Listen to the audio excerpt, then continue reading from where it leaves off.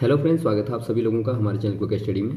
मैं कमल बेस्ट। इस वीडियो के माध्यम से दोस्तों आप यहाँ पर कराऊंगा न्यूटन की गति का प्रथम नियम यानी कि Newton's first law of motion.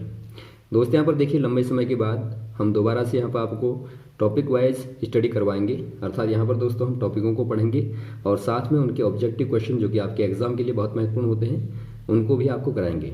तो आप लगातार हमारे साथ बने रहिएगा, क्योंकि दोस्तों यहाँ पर देखिए थ्योरेटिकल बेस आपको पढ़ना बहुत ज़रूरी होता है। इसी के आधार पर आप ऑब्जेक्टिव क्वेश्चनों को कवर करते हैं। तो पहले हम थ्योरेटिकल पढ़ेंगे और साथ में बाद में इनके आधार पर ऑब्जेक्टिव क्वेश्चनों पर चर्चा करेंगे। तो आज हम पढ़ते हैं न्यूटन की गति का प्रथम नियम यानी फर्स्ट लॉ ऑफ मोशन, जो कि न्यूटन ने दिया है। दोस्तों यहाँ पर देखिए, न्यूटन ने 3 गति के नियम दिए थे, जिनमें से हम आज पहले वाले नियम के बारे में पढ़ेंगे और साथ में इनके एग्जाम्पलों को देखेंगे, उदाहरणों को देखेंगे, और बाद में जो बचे नियम हैं यानी 2 और 3 वाले जो नियम हैं उनको नेक्स्ट वाले पार्ट्स में पढ़ेंगे। तो शुरू करते हैं आज की वीडियो को, ध्यानपूर्वक आप देखिएगा।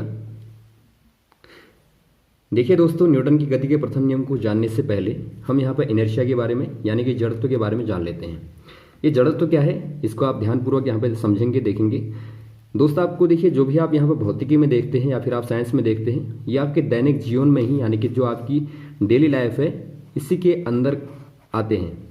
आपको थोड़ा सा वहाँ पर ध्यान देना होता है कि ऐसा क्यों होता है। यदि आप ऐसा अपने आप से कहेंगे तो आपको ये सवालों के जवाब खुद ही मिलने लगेंगे। यानी आप देखेंगे कि आपके सराउंड में यानी कि आपके चारों ओर ही ये सारी घटनाएं घटित हो रही होती हैं, लेकिन आप उन पर ध्यान नहीं देते। अब देखिए यहाँ पर इनर्शिया के बारे में, यदि आप जड़त्व के बारे में देखें, जड़त्व यानी कि शाब्दिक अर्थ से आपको लग रहा होगा जड़त्व यानी कि जड़ता का गुण, यानी जो वस्तुओं में या फिर आप कहें ऑब्जेक्ट में जो जड़ता का गुण होता है इसको आप जड़त्व कहते हैं। मान लीजिए दोस्तों, आप कोई ऑब्जेक्ट यहाँ पर लें, आपके पास में कोई वस्तु है, आप देखते हैं वस्तु को आप एक जगह रख देते हैं तो अपनी जगह पर वहीं पर रहती है, या फिर आप एक वस्तु को लगातार कहीं गतिमान कर देते हैं तो लगातार गतिमान ही होना चाहती है। यानी आप कह सकते हैं कि इनमें एक प्रकार का जड़ता का गुण होता है, यानी एक प्रकार का ढीठपन होता है कि ये अपनी मूल अवस्था को छोड़ना नहीं चाहते। माना आप किसी पत्थर को देखें, आपने किसी पत्थर को देखा होगा, यदि आप ज़मीन पर पड़ा हुआ उसको देखें, मान लीजिए आपका 2 किलोग्राम का कोई ऑब्जेक्ट है, कोई वस्तु है, कोई पत्थर है। यदि आप इसको दोस्तों यहाँ पर रास्ते से हटाना चाहेंगे तो आपको यहाँ पे बाह्य बल लगाना पड़ेगा, यानी कि आपको एक्सटर्नल फोर्स अप्लाई करना पड़ेगा। यानी बिना बल के ये अपने आप नहीं हटेगा। और वैसे ही आप दोस्तों किसी पत्थर को फेंक दें या किसी गेंद को आप लुढ़का दें तो आप देखेंगे ये लगातार गतिमान ही होना चाहेगी। यदि आप इसको रोकना चाहें तो आपको बाहर से एक एक्सटर्नल फोर्स लगाना पड़ेगा, जो कि बाह्य बल के रूप में आप कहते हैं इसको, तभी जाके ये ऑब्जेक्ट रुकेगी। यानी कि आप यहाँ पे देखते हैं कोई भी वस्तु दोस्तों अपने मूल गुण को, यानी जो उसका मूल स्वभाव है, यानी आपका जो इनिशियल फॉर्म है या फिर आप कहें मूल जो प्रॉपर्टी है, इसको नहीं छोड़ना चाहती है। तो आप इसी गुण को कहते हैं जड़त्व का गुण, या फिर आप कहते हैं इनर्शिया। यानी कि आप यहाँ पे क्या देखते हैं, यहाँ पर आप देखते हैं दोस्तों वस्तुओं का वह गुण जो उनकी मूल स्थिति में किसी भी प्रकार के परिवर्तन का विरोध करता है। आप इसी को क्या कहेंगे, जड़त्व कहेंगे। या फिर आप कह सकते हैं property of a body which is always oppose to change in its initial state. यानी कि आपका जो इनिशियल स्टेट होगा, जो मूल रूप होगा, इसमें चेंज का जो विरोध करेगा वही दोस्तों जड़त्व है, यानी वही आप कह देंगे इनर्शिया है। अब यहाँ पे देखिए, आप छोटे से फिगर के माध्यम से अब इसको और क्लियर देख लेंगे। यहाँ पर आप देखते हैं दोस्तों कोई ऑब्जेक्ट है जो कि विराम में है, यानी कि स्टेबल है। यदि आप इस पर F फोर्स लगाते हैं तब ये गतिमान हो जाएगी। अब ये गतिमान हो गई तो यहाँ पर आप दोबारा से दोस्तों इसको विराम में लाना चाहते हैं, यानी स्टेबल करना चाहते हैं, दोबारा से आपको इसके अपोजिट डायरेक्शन में फोर्स लगाना पड़ता है। यानी दोनों ही केसेस में आपने यहाँ पर बल लगाया। यदि आप विराम से गतिमान करते हैं तब भी बल लगाते हैं, और यदि आप गतिमान से विराम में लाते हैं तो भी आपको बाहर से बल लगाना पड़ता है। और जो बल दोस्तों बाहर से लगते हैं, जैसा कि आप देखते हैं एक गेंद यहाँ पे लगातार अर्थ पर लुढ़कती है, यानी कि एक गेंद लगातार मूव करती है, तो आप देखते हैं कुछ समय के बाद गेंद रुक जाती है। तो यहाँ पर कौन सा फोर्स लगता है, यहाँ पर आप देखते हैं अर्थ का फ्रिक्शन लगता है, यानी जो पृथ्वी का घर्षण बल है वो लगता है, या फिर आप कहें इसको फ्रिक्शन फोर्स जो लगता है, ये दोस्तों आपका गेंद के अपोजिट डायरेक्शन में लगता है और गेंद को कुछ समय के बाद में रोक देता है। तो यहाँ पर बाहर से जो भी बल लगेंगे, यानी गेंद को छोड़ के जो बाहर से जो भी बल लगेंगे, भले ही वो घर्षण हो या फिर वो आपका दोस्तों भले ही आपका चुंबकीय बल हो, यानी मैग्नेटिक फोर्स हो, इलेक्ट्रिकल फोर्स हो, या फिर आपका कोई मस्कुलर फोर्स हो, जो भी आपका बल होगा वो आपका बाहर से लगने वाला बाह्य बल के रूप में काउंट होगा। तो यहाँ पर कोई ना कोई बल लगेगा दोस्तों, जो कि वस्तु को या तो गतिमान करेगा या फिर विराम करेगा, यानी खुद ब खुद वो अपनी मूल अवस्था को या फिर आपके मूल स्वभाव को नहीं छोड़ती है। उम्मीद करता हूँ आपको इनर्शिया क्लियर हो गया होगा, जड़त्व क्लियर हो गया होगा। आपको ये क्लियर हो गया तो गति का प्रथम नियम समझ लीजिए कि आपकी समझ में आ गया। अब हम यहाँ पे देखिए बात करते हैं न्यूटन की गति के प्रथम नियम के बारे में, यानी Newton's first law of motion. आपने देखा जड़त्व दोस्तों क्या होता है, मूल स्वभाव में बने रहने का गुण होता है। यानी आपने देखा कोई भी वस्तु दोस्तों अपने आप अपने मूल स्वभाव को नहीं छोड़ती है, यानी विराम में है या फिर आप कहें स्टेबल है तो स्टेबल ही रहेगी, और यदि गतिमान है यानी मोशन में है तो मोशन में ही रहेगी जब तक उस पर आप कोई बाह्य बल नहीं लगाते हैं। और यही नियम दोस्तों गति का प्रथम नियम कहलाता है। यदि आप इसी को थोड़ा सा डिफाइन करके ढंग से लिखना चाहें तो आप कह सकते हैं a body at rest will remain at rest, यानी कि कोई बॉडी यदि रेस्ट पे है तो दोस्तों रिमेन यानी वहीं पर रहेगी, रेस्ट पे ही रहेगी। And a body in motion will continue in motion, यानी कोई गतिमान है तो लगातार वो गतिमान ही रहेगी इन अ स्ट्रेट लाइन, यानी कि एक सीधी लाइन पे, विद अ यूनिफॉर्म मोशन, यानी कि एक समान चाल में या फिर आप कहें स्पीड में।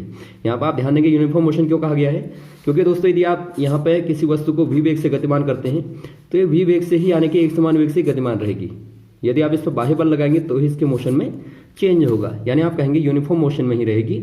अनटिल और अनलेस, यानी कि जब तक कि नहीं इट कंपल्ड यानी लगाया जाता है बाय एक्सटर्नल फोर्स, यानी जब तक इस पर कोई बाह्य बल नहीं लगाया जाता टू चेंज इट्स स्टेट, यानी इसकी अवस्था को चेंज करने के लिए या परिवर्तित करने के लिए, ऑफ रेस्ट यानी कि विराम से, और यूनिफॉर्म मोशन यानी गतिमान से। यानी आप यहाँ पर सिंपली कहते हैं कि यदि आप जब तक इस पर कोई बाह्य बल नहीं लगाते तब तक इसकी गति पर चेंज नहीं होता या फिर इसके विराम अवस्था में कोई चेंज नहीं आता है। तो इसी को दोस्तों गति का प्रथम नियम कहते हैं, Newton's first law of motion कहते हैं। यानी बेसिकली आप कह सकते हैं दोस्तों जो नियम हैं ये एक प्रकार से क्या बताते हैं, ये आपको गति के गुणों के बारे में बताते हैं। यानी किस प्रकार से कोई ऑब्जेक्ट गतिमान है या विराम है तो वो किस प्रकार के स्वभाव को अपनाती है। अब यहाँ पे देखिए इनके कुछ हम डेली रूटीन में जो एग्जाम्पल होते हैं, यानी जो हमारे दैनिक जीवन में उदाहरण होते हैं, उनके बारे में गौर करेंगे। पहला यहाँ पर आपको एग्जाम्पल दिखता है दोस्तों, ये बार बार क्वेश्चन आते हैं एग्जाम्पल के आधार पर। पहला एग्जाम्पल आपको दिखता है a stone on the ground, यानी कोई पत्थर है जो कि ग्राउंड यानी जमीन पे है, is in a state of rest, यानी कौन सी अवस्था में रहता है, ये आपका दोस्तों विराम अवस्था में रहता है यानी रेस्ट पे रहता है।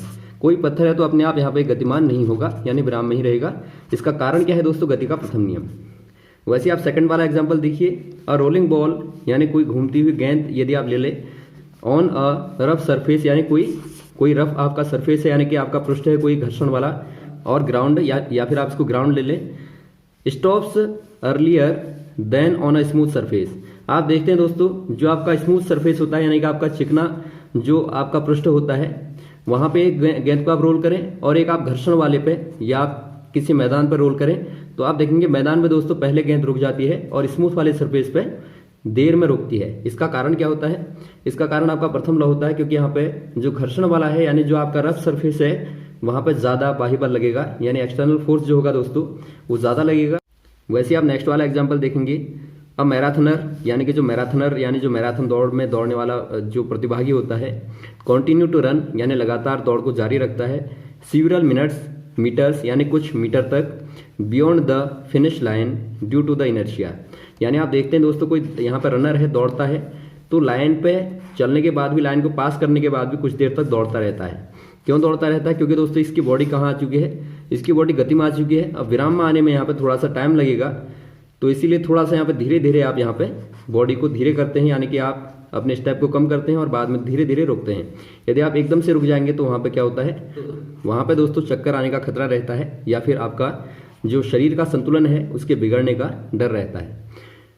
और वैसे यहाँ पर आप नेक्स्ट वाला देखते हैं, अ ड्राइवर ऑफ ऑटोमोबाइल, यानी आप देखते हैं कोई जो गाड़ी ड्राइवर होते हैं, जो चालक होते हैं, वाहन चालक होते हैं, ब्रेक्स अब्रप्टली यानी अचानक जब ब्रेक लगाते हैं, एंड बाय इनर्शिया और जड़त्व के कारण, शूट्स फॉरवर्ड और वो कहाँ को गिरते हैं दोस्तों, आगे की ओर गिरते हैं। आप देखते हैं कोई वाहन चल रहा होता है, मान लीजिए यहाँ पे कोई वाहन है और एक गतिमान है, अचानक आप यहाँ पे कोई क्या लगा दें, यहाँ पे अचानक यहाँ पे आप कोई ब्रेक लगा दें दोस्तों गतिमान गाड़ी में, तो जो यहाँ पर बैठे वाले यात्री होंगे वो आगे की ओर झुकेंगे। क्यों, क्योंकि उनकी बॉडी लगातार गाड़ी के साथ में गतिमान हो चुकी है और अचानक आप बल लगाएंगे तो गाड़ी तो रुक चुकी है, लेकिन बॉडी अब भी गतिमान है तो ये आगे की ओर झुकेंगे।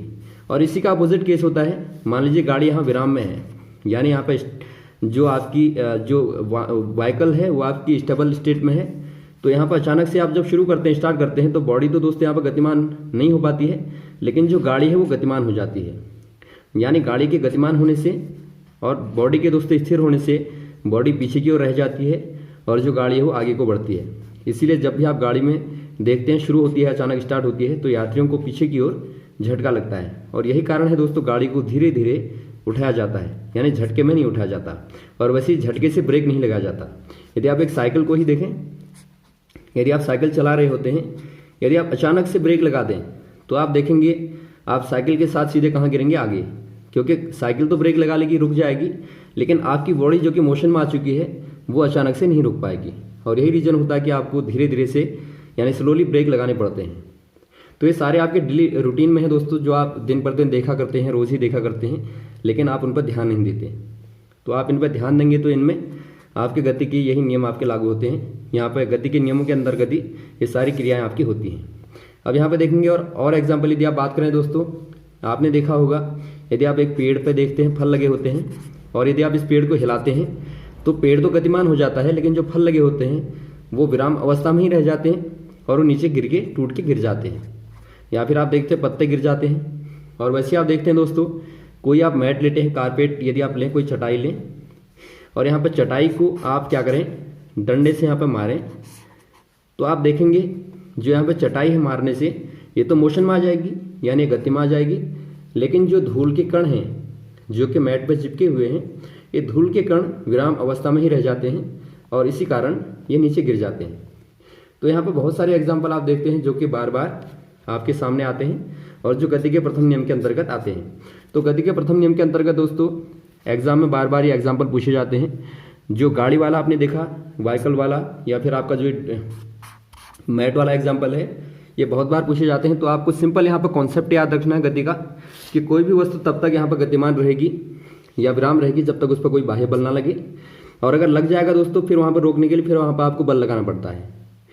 तो इससे यहाँ पर क्या होगा, चेंज जो आपका होगा दोस्तों, वो दोस्तों एक प्रकार का क्या है, एक प्रकार का जर्क होता है, और वही जर्क आपको बार बार देखने को मिलता है इन वाले एग्जाम्पलों में। तो यहाँ पर आप इनको याद रखेंगे। उम्मीद करता हूँ आपकी समझ में जो प्रथम नियम है आया होगा। और साथ में दोस्तों लगातार हम आगे को भी आपको टॉपिक वाइज साथ में एग्जाम्पलों को और साथ में दोस्तों ऑब्जेक्टिव क्वेश्चनों को कराते रहेंगे। हमारे साथ भी बने रहेगा। Okay, thanks. यदि आपका कोई कन्फ्यूजन हो तो आप ज़रूर कमेंट बॉक्स में कमेंट करिएगा। जय हिंद, जय भारत।